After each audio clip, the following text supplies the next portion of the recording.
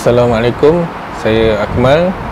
Kali ni saya nak ceritakan kereta apa yang perlu pakai mac issue, yang boleh pakai mac issue atau yang tak boleh pakai mac issue. Yang pertama sekali, kereta apa yang perlu ataupun wajib pakai Stellon atau mac issue lah.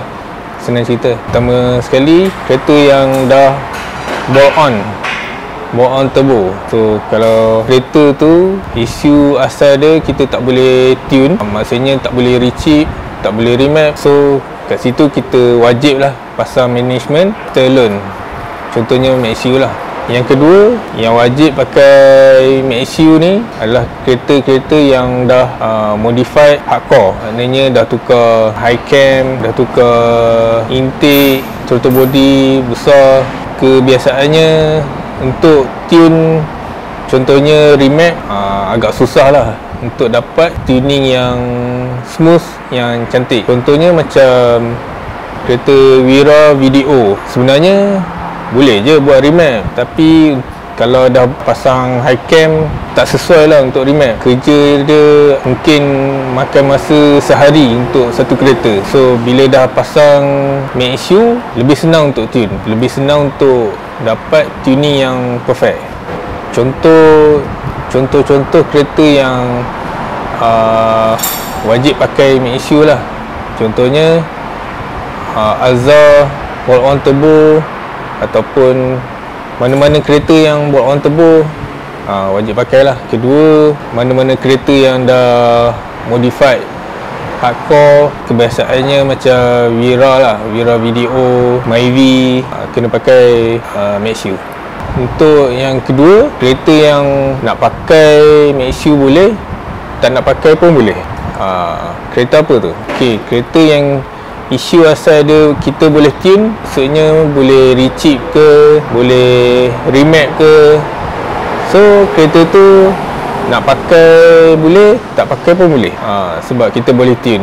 Cuma mungkin ada setengah orang dia nak function motorsport, dia kena pakai lah mac issue. Sebab kalau rechip ke remap, kita tak boleh buat motorsport function yang sedap lah, orang kata bunyi dia. Ada yang nak keluar api lah, ada yang nak bunyi port and bank kuat, itu memang kena pakai mac issue lah. Kalau remap ni biasa jarang lah yang jadi.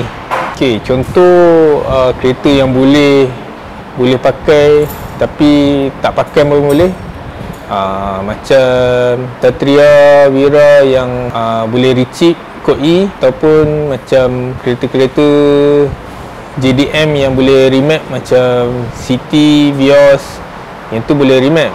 So tak perlu pakai pun, tapi kalau nak motorsport function kena pakai lah.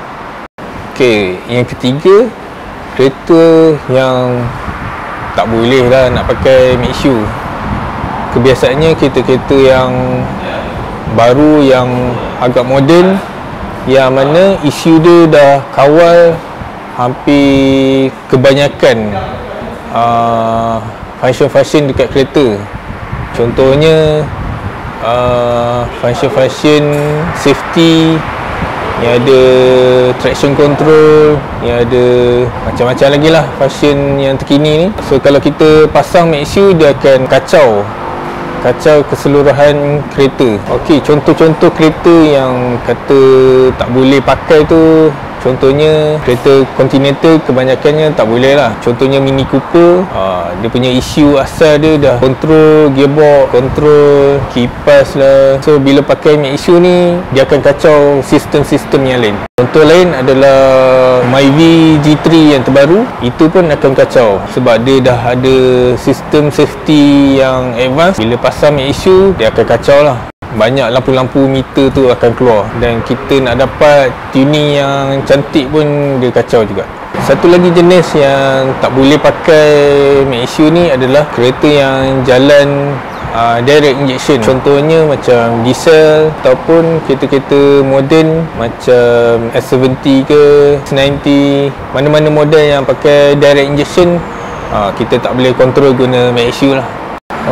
Kesimpulannya dari video ni, kalau anda ada kereta yang dah modified hardcore, macam high cam, bolt on turbo. Anda sesuai lah untuk pakai Max Issue, ataupun anda memang nak motorsport function pun boleh pakai lah Max Issue. Jadi kami ni adalah dealer Max Issue yang berlokasi di Bercam, Ipoh. Kalau anda nak pasang ke atau anda nak beli saja Max Issue, anda boleh hubungi kami di nombor yang tertera ataupun PM je. Ataupun anda ada keraguan nak tanya apa-apa soalan, boleh tanya.